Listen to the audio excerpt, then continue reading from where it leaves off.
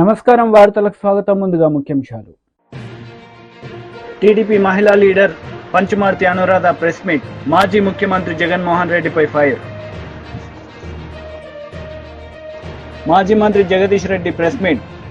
కాంగ్రెస్ నేతలపై fire. YCP leader Ambati Rambabu media సమావేశం నిర్వహించారు. ఈ సందర్భంగా పలు అంశాలపై ఆయన మాట్లాడారు. జగన్ కాంప్లికేటెడ్ పోలవరాన్ని జగన్మోహన్ రెడ్డి గారు ముఖ్యమంత్రి అయిన తర్వాత దాన్ని చాలా కాంప్లికేటెడ్ చేశాడు, సర్వనాశనం చేసేశాడు అనేటువంటి మాట. మళ్ళా Polavaram works to be over in 4 years అంటే పోలవరాన్ని పూర్తి చేయాలంటే కనీసం ఇంకా 4 సంవత్సరాలు పడుతుంది అనేటువంటి మాట చంద్రబాబు నాయుడు గారే మాట్లాడారు. మరొక ఇంగ్లీష్ పత్రికలో, చాలా ఫేమస్ పత్రికలో ఆయన మాట్లాడుతూ it will take 4 years to complete Polavaram 4 సంవత్సరాలకు కానీ పూర్తి కాదు అనేటువంటి మాట. ఇక్కడ ప్రజలు, మేధావులు, నీటిపారుదల మీద అవగాహన ఉన్నవారు, దీన్ని స్టడీ చేయాలనుకునేవారు, వారందరికీ నేను కొన్ని విషయాలు ఈ సందర్భంగా చెప్పాలనేటువంటి ఆలోచనతో ఉన్నా. అదేమిటంటే, ఇదే చంద్రబాబు నాయుడు గారి ప్రభుత్వం అధికారంలో ఉన్నప్పుడు 2019కి ముందు, మేము అధికారంలోకి వచ్చే ముందు ఏం చెప్పారు? శాసనసభలో చెప్పారు, బహిరంగంగా చెప్పారు. 2019కి అంటే 2018కే పోలవరం ప్రాజెక్టుని పూర్తి చేసి ఎన్నికలు వెళతాం అని శపథం చేశారు. ఆ తర్వాత మా ప్రభుత్వం వచ్చింది. మా ప్రభుత్వం కూడా 2022కు పూర్తి చేసి ఎన్నికలకు వెళ్తాం అనేటువంటి మాట మాట్లాడిన మాట వాస్తవం. ఆ తరువాత మేము రివ్యూ చేసుకొని వాస్తవాలన్నిటినీ కూడా క్రోడీకరించుకొని ఇది ఇప్పుడు సాధ్యపడేటువంటి అంశం కాదు, ఎప్పుడు పూర్తి చేస్తామో చెప్పలేనటువంటి పరిస్థితిలో పోలవరం ప్రాజెక్టు ఉన్నది అని తొలిసారిగా చెప్పినటువంటి వ్యక్తిని ఆ రోజు నేను ఇరిగేషన్ మంత్రిగా. ఎందుకు చెప్పాను? ఇవాళ మీరు ఏం చేస్తున్నారు? నేను ఒకటి మనవి చేస్తున్నా, దయచేసి ప్రజలు అర్థం చేసుకొని, ఇవాళ మేము ఓటమి పాలై ఉన్నాం. చంద్రబాబు నాయుడు గారు గెలిచి ఉన్నారు కూటమిలో, ఆయన ద్విగుణీకృతమైన ఉత్సాహంలో ఉన్నాడు. అంత మాత్రాన ఆయన అబద్ధాలు చెప్తే నిజాలు ఎలా అవుతాయని అడుగుతాం. జగన్మోహన్ రెడ్డి గారే ఈ విధ్వంసానికి కారణం అనేటువంటి మాట పదే పదే చెప్పేటటువంటి ప్రయత్నం చేస్తున్నారు. నేను వైసీపీ వ్యక్తిగానో, జగన్మోహన్ రెడ్డి గారి అనుంగు శిష్యుడిగానో, రాజశేఖర రెడ్డి గారి శిష్యుడిగానో, లేదా బురద జల్లే కార్యక్రమంతోనో నేను చెప్పడం లేదు. హృదయపూర్వకంగా, మనస్ఫూర్తిగా చెప్తున్నా, చంద్రబాబు నాయుడు గారు 2019కి పూర్వం చేసినటువంటి ప్రధానమైన తప్పిదం వలనే ఈ సంక్షోభం ఏర్పడిందని నేను మనవి చేస్తున్నాను. 4 సంవత్సరాలు అంటున్నాడు, 4 సంవత్సరాలు కూడా పూర్తవుద్దని నాకు నమ్మకం లేదు. 4 సంవత్సరాలని ఆయన మొన్నే అనేసేస్తున్నాడు. నిన్న 4 సంవత్సరాలు పడుతుంది అని అధికారులు చెప్పారు అని. మీకు గుర్తుందా లేదా? నారా చంద్రబాబు నాయుడు గారితో సైతం కూటమిలో సభ్యులందరూ కూడా ఎప్పుడు మీరు పూర్తి చేస్తారు అంటే చెప్పలేనటువంటి మంత్రిని ఒక మంత్రి అన్నారు. నేను మనవి చేస్తున్నాను, ఇవాళ ఈ ప్రాజెక్ట్ ఇంత ఆలస్యం కావడానికి చంద్రబాబు నాయుడు గారు అధికారంలోకి వచ్చి జగన్మోహన్ రెడ్డి అంటున్నాడు, మేము అధికారంలోకి వచ్చి చంద్రబాబే అంటున్నాం. పరస్పర ఆరోపణలు చేసుకుంటున్నాం, పరస్పరం ఒకరి మీద ఒకరు బురద చల్లుకుంటున్నాం అనుకోండి కాసేపు. అయితే వాస్తవాలు గమనించలేరు ప్రజలు? వాస్తవాలు చెప్పుకోలేమా ప్రజలకి? వారికి మీడియా శక్తి ఉంది, వారి ఇష్టం వచ్చినట్టు రాసేస్తున్నారు. కానీ ప్రజలకి విఘ్నత ఉంటుంది, మేధావులకు విఘ్నత ఉంటుంది, ఇరిగేషన్ మీద అవగాహన ఉన్న వాళ్ళకి ఉంటుంది. ఎక్కడ తప్పు జరిగింది? ఇది ప్రధానమైనటువంటి కీలకమైన కోర్ ఇష్యూ. ఎక్కడ తప్పు జరిగింది? జగన్మోహన్ రెడ్డి గారి టైంలో తప్పు జరిగిందా? నారా చంద్రబాబు నాయుడు గారి టైంలో తప్పు జరిగిందా? నేను మనవి చేస్తున్న జగన్మోహన్ రెడ్డి గారి హయాములో ఏ విధమైన తప్పిదము జరగకపోగా వేగవంతంగా ప్రాజెక్టును పూర్తి చేయడానికి ప్రయత్నం చేశామని మనస్ఫూర్తిగా చెప్పదలుచుకున్నా. దానికి వివరాలు కావాల్సి వచ్చినా చెప్తా. చంద్రబాబు నాయుడు గారి హయాంలో పూర్తిగా తప్పిదం జరిగింది. ఎందుకు రాంబాబు గారు ఇలా బురద జల్లి కార్యక్రమం చేస్తున్నారు చంద్రబాబు నాయుడు గారిని అంటే దానికి సమాధానం చెప్తా. నేను ఒకటే మనవి చేస్తున్నా, ఇది చాలా వైవిధ్యం కలిగినటువంటి ప్రాజెక్ట్, ప్రపంచంలోనే చాలా అరుదైనటువంటి ప్రాజెక్ట్. ఈ ప్రాజెక్ట్లో డయాఫ్రమ్ వాల్ అనేది చాలా కీలకమైనది. డయాఫ్రమ్ వాల్ అనేది చాలా కీలకమైనది. డయాఫ్రమ్ వాల్ నిర్మాణం చేయవలసింది ఎప్పుడు అంటే 2 కాఫర్ డ్యాములు పూర్తి చేసిన తరువాత మాత్రమే. మరొక్కసారి చెప్తున్నా, 2 కాఫర్ డ్యాములు, ఎగువ కాఫర్ డ్యామ్, దిగువ కాఫర్ డ్యామ్, 2 కాఫర్ డ్యాములు పూర్తి చేసిన తరువాత మాత్రమే డయాఫ్రమ్ వాల్ స్టార్ట్ చేయాలి. మీరేం చేశారు? మీరు చేసింది ఒకటే, డయాఫ్రమ్ వాల్ స్టార్ట్ చేశారు, ఎగువ కాఫర్ డ్యాము స్టార్ట్ చేశారు, దిగువ కాఫర్ డ్యాము స్టార్ట్ చేశారు, డైవర్షన్ ఆఫ్ ది నదిని స్టార్ట్ చేశారు. అన్ని సైమల్టేనియస్గా స్టార్ట్ చేశారు. ఎందుకు స్టార్ట్ చేశారో నాకు తెలుసు, మీకు తెలుసు. ఎందుకు స్టార్ట్ చేశారంటే 2018కి పూర్తి చేసేసి మేము పూర్తి చేసామని ప్రగల్భాలు పలుకుదామని మీరు స్టార్ట్ చేశారు. కానీ కంప్లీట్ కాలేదే. కంప్లీట్ అయింది ఏంటి? ఓన్లీ బీఆర్ఎస్ లీడర్ మీడియా సమావేశం నిర్వహించారు. ఈ సందర్భంగా పలు అంశాలపై ఆయన మాట్లాడారు. అక్షరం చీకట్టుకోవడం, బహిరంగంగా మాట్లాడే దమ్ము లేదు. ఇంత జరిగితే ఏం మాట్లాడుతున్నారు? దీనికి సపోర్ట్గా ఇయ్యాల మాట్లాడే మేధావులు.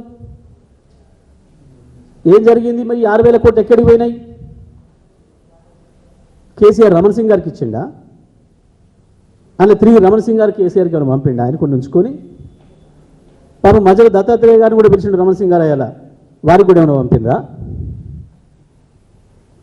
అవి ఇప్పటికి కూడా కంటిన్యూగా చెల్లిస్తే కాంగ్రెస్ గవర్నమెంట్ వచ్చినాక కాంగ్రెస్ ముఖ్యమంత్రి ఏమందింటుండా? దాంట్లో తెలంగాణ ప్రజల రూపాయిని అక్కడ పంపించి వస్తే మాకు వచ్చే లాభం ఏంది?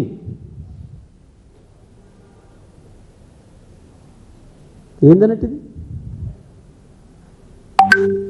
ఎంత స్పష్టంగా ఉన్న విషయం. దీనికి ఒక అబద్ధాన్ని సృష్టించి ఏదో జరిగిపోయింది చెప్పాలి. ఎగిరెగిరి మాట్లాడుతున్న బండి సంజయ్ రమణ్ సింగ్ను ప్రాసిక్యూట్ చేయమని చెప్పాలి.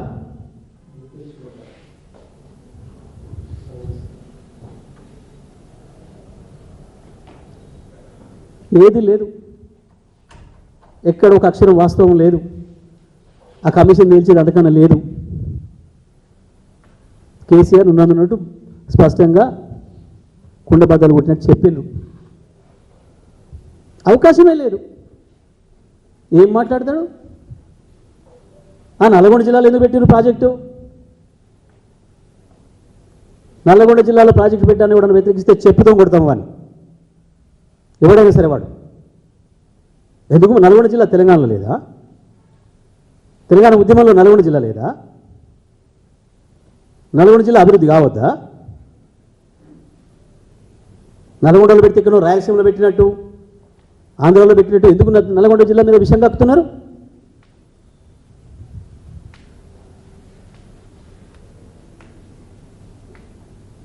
కోదండరామ్ నల్గొండ జిల్లా కనబడతలేదా? తెలంగాణ ఉద్యమంలో మీ అందరికంటే ఎక్కువ కొట్లాడింది మేము నల్గొండ జిల్లా. నల్గొండ జిల్లా ఉద్యమకారుల మీదనే ఎక్కువ కేసులు అయినాయి.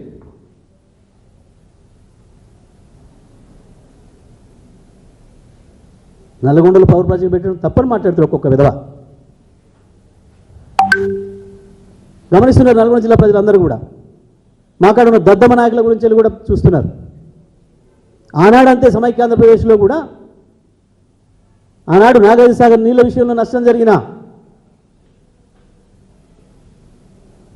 అనేక ప్రభుత్వ పథకాలకి నిధుల కేటాయింపులో నష్టం జరిగినా ఒక్కనాడు కూడా నోరు తెరిచి మాట్లాడలేదు ఈ సన్యాసులు. ఆంధ్రలో చెప్పులు మోసుకుంటే తిరిగిండు సీట్ల కొరకు, బీఫామ్ల కొరకు. ఆ తర్వాత మంత్రి పదవుల కొరకు ఒకరికొకరు వెన్నుపోటు పొడుచుకుంటాం. మళ్ళీ ఇవాళ అదే పద్ధతిలో ఉంటున్నారు. నల్గొండ జిల్లాలో ప్రాజెక్ట్ పెట్టడం అనేది మా హక్కు, తప్పకుండా.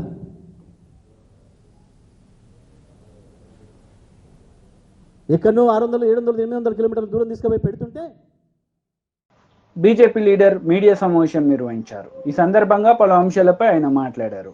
వహించాల్సి వస్తుంది. అదే విధంగా రాష్ట్ర డీజీపీ గారికి విజ్ఞప్తి చేస్తా ఉన్నాం. ప్రభుత్వం మొదలుగా చేయాల్సినటువంటి పని మీరు అంటున్నారు కదా, లా అండ్ ఆర్డర్ కంట్రోల్ కొరకు మేము చేస్తున్నామని. అంటే మెజార్టీ ప్రజల మీద కేసులు బనాయిస్తేనే మీరు లా అండ్ ఆర్డర్ కంట్రోల్లో ఉన్నట్ట. 144 సెక్షన్లు మాకు మాత్రమే వర్తిస్తాయా? 307 సెక్షన్లు హిందువులకు మాత్రమే వర్తిస్తాయా? ఒక్కసారి రాష్ట్ర డీజీపీ గారు కూడా ఆలోచించాలా. జరిగినటువంటి విషయం మీద ప్రభుత్వమే చిత్తశుద్ధి చాటుకొని విచారణ చెయ్యాల. మేకపోతే మిగతా కమిషన్లను కూడా మేము ఆశ్రయిస్తాం. జరిగినటువంటి విషయాల మీద వాస్తవాలు బయటకు వచ్చే వరకు భారతీయ జనతా పార్టీ పోరాటం చేస్తుందని సందర్భంగా తెలియజేస్తున్నాం.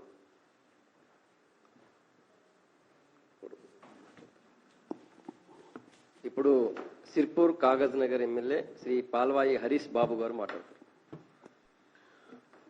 షార్ట్ నోటీస్లో విచ్చేసిన పత్రికా మిత్రులకు సాయంకాలం పూట శుభాభినందనలు. నాతో పాటు ప్రెస్ మీట్లో పాల్గొంటున్న వారు ఆదిలాబాద్ శాసనసభ్యులు శ్రీ పాయల్ శంకర్ గారు, రాష్ట్ర అధికార ప్రతినిధి శ్రీ సంగప్ప గారు, రాష్ట్ర కార్యవర్గ సభ్యులు ముస్తాపురి అశోక్ గారు. ఇవాళ ప్రధానంగా మేము మహిళా మోర్చా అధ్యక్షురాలు డాక్టర్ శిల్పారెడ్డి గారు, ఇవాళ నేను మా ప్రతినిధి బృందం పాయల్ శంకరన్న గారితో కలిసి principal chief conservator of forest PCCF Dobriyal గారిని, పీసీసీఎఫ్ పర్గైన్ గారిని అరణ్య భవన్లో కలిసి వచ్చినాం. ఆ విషయాన్ని మీతో పంచుకోవడానికి ఈ పత్రికా విలేకరుల సమావేశంలో మాట్లాడుతున్నాం. రాష్ట్రంలో మళ్ళీ పోడు భూముల మీద ఫారెస్ట్ అధికారుల దౌర్జన్యాల దాష్టీకాలు తారాస్థాయికి పోయినాయి. మీరు చూడండి, అసెంబ్లీ ఎన్నికల సమయాన కాంగ్రెస్ ప్రభుత్వం పోడు భూముల జోలికి పోలేదు. అంటే అసెంబ్లీ ఎన్నికల తర్వాత పార్లమెంట్ ఎన్నికలు వచ్చే వరకు, పార్లమెంటు ఎన్నికలు మే 13న అయిపోగానే దొడ్డిదారిన మరి వరకు ఓరల్ ఆర్డర్స్ ఇచ్చిండ్రా, రిటర్న్ ఆర్డర్స్ ఇచ్చిండ్రా మాకు తెలియదు, కానీ మే 14 నుంచి మొదలుపెట్టారు ఫారెస్ట్ అధికారులు. ఎక్కడెక్కడ పోడు భూములు ఉన్నాయని ఐడెంటిఫై చేస్తూ వాటిని స్వాధీనపరుచుకునే కార్యక్రమం, పోడు ల్యాండ్ రిట్రీవల్ అని చెప్పి మొత్తం ప్రాణహిత పరివాహక ప్రాంతం నుంచి మొదలు పెడితే గోదావరి పరివాహక ప్రాంతం, ఆదిలాబాద్ నుంచి మొదలు పెడితే ఇల్లెందు వరకు మొత్తం పోడు భూములన్నీ రణరంగాన్ని తరపిస్తున్నాయి. చాలా దారుణంగా ఉన్నది పరిస్థితి. గతంలో కేసీఆర్ అనేవాడు పోడు భూములకు కుర్చీ వేసుకొని పట్టాలు ఇస్తా అని. ఆయన కుర్చీలు వేసుకొని పట్టాలు ఇచ్చిండో లేదో గాని గిరిజనులకు కూడా గతంలో పంపిణీ చేసిన పట్టాలు 10% దరఖాస్తులు కూడా ప్రాసెస్ చేయలే. కాంగ్రెస్ ప్రభుత్వం తన మేనిఫెస్టోలో పెట్టింది, పోడు భూముల సమస్యకు శాశ్వత పరిష్కారం కనుగొంటాం, అందరికీ పట్టాలు ఇస్తాం, అందరినీ ఆదుకుంటామని. దానికి విరుద్ధంగా ఎన్నికలు అయిపోగానే వాళ్ళ నిజ స్వరూపాన్ని బయట పెడుతున్నారు. ఎన్నికల వరకు ఓట్లు కావాలి కాబట్టి పోడు భూముల జోలికి పోలేదు ఫారెస్ట్ అధికారులు. ఎన్నికలు కాగానే, పార్లమెంట్ ఎన్నికలు కాగానే ఇక మాకు పోడు రైతులతో సంబంధం లేదన్నట్టు వాళ్ళ వెంబడి పడి వాళ్ళని ఇబ్బంది పెట్టే కార్యక్రమం చేస్తున్నారు.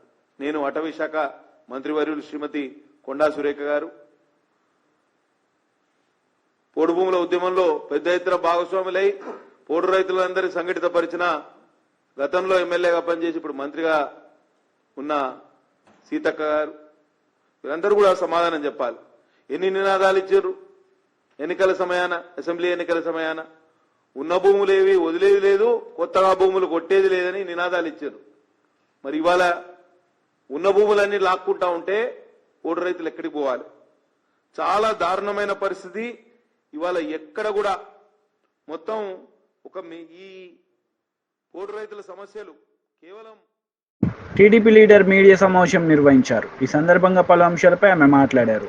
ఒక 80 ఏళ్ల నాటి ఆంధ్రుల కళ, ఆ కళని సాకారం చేయటానికి నారా చంద్రబాబు నాయుడు గారు అహర్నిశలు కష్టపడ్డారనే విషయం రాష్ట్ర ప్రజలకే కాదు దేశ ప్రజలందరికీ కూడా బాగా తెలుసు. 44 ఏళ్ల క్రితం టంగుటూరి అంజయ్య గారు పోలవరానికి శంకుస్థాపన చేశారు తప్ప ఒక్క అడుగు కూడా ముందుకెళ్ళింది లేదు. 20 ఏళ్ల నాడు మరి వైఎస్ రాజశేఖర్ రెడ్డి గారు శంకుస్థాపన చేశారే తప్ప ఒక్క అడుగు కూడా ముందుకెళ్ళిన పరిస్థితి లేదు. ఏదో పోలవరం ప్రాజెక్టుకి నేను ముందుకు తీసుకెళ్లాను అని చెప్పి చెప్పడానికి ముందు కాలువలు తవ్వేసి మట్టిని మింగేసి మొబిలైజేషన్ అడ్వాన్సులు పేరుతో కమిషన్లు నొక్కేసిన హీన చరిత్ర వైఎస్ రాజశేఖర్ రెడ్డిది. అలా ఆ పోలవరాన్ని కమిషన్లతో తినిపారేసి జలయజ్ఞాన్ని కాస్త ధనయజ్ఞంగా మార్చేసి 1000 కోట్లు మింగేశారు రాజశేఖర్ రెడ్డి కుటుంబం. తర్వాత నారా చంద్రబాబు నాయుడు గారు ముఖ్యమంత్రి అయిన తర్వాత 2014లో ఈ పోలవరం ప్రాజెక్టుని ఆ యొక్క కళని సాకారం చెయ్యాలి, నిజం చెయ్యాలి అనే ఉద్దేశంతో పోలవరాన్ని పరుగులు పెట్టించిన ఘనత నారా చంద్రబాబు నాయుడు గారిది. 72% పోలవరం ప్రాజెక్ట్ని పూర్తి చేయటం జరిగింది. ఒక్క రోజులో 35,000 క్యూబిక్ మీటర్ల కాంక్రీట్ని నారా చంద్రబాబు నాయుడు గారు వేయించడం జరిగింది. ఒక గంటకి 13,080 క్యూబిక్ మీటర్ల కాంక్రీట్ని ఆ రోజు పోలవరం ప్రాజెక్టులో చేయించడం వల్ల గిన్నీస్ బుక్ ఆఫ్ రికార్డ్స్ కూడా ఎక్కడం జరిగింది. రాష్ట్ర చరిత్రలోనే కాదు, దేశ చరిత్రలోనే కాదు, ప్రపంచ చరిత్రలో కూడా ఏ నాయకుడు ఒక సాగునీటి ప్రాజెక్టు కోసం ఇంత శ్రమ పడలేదు. అలా పోలవరం ప్రాజెక్ట్ని పూర్తి చేయటం కోసం మరి అహర్నిశలు మరి కష్టపడిన ఏకైక నాయకుడు నారా చంద్రబాబు నాయుడు గారు. 72% పూర్తి చేశారు.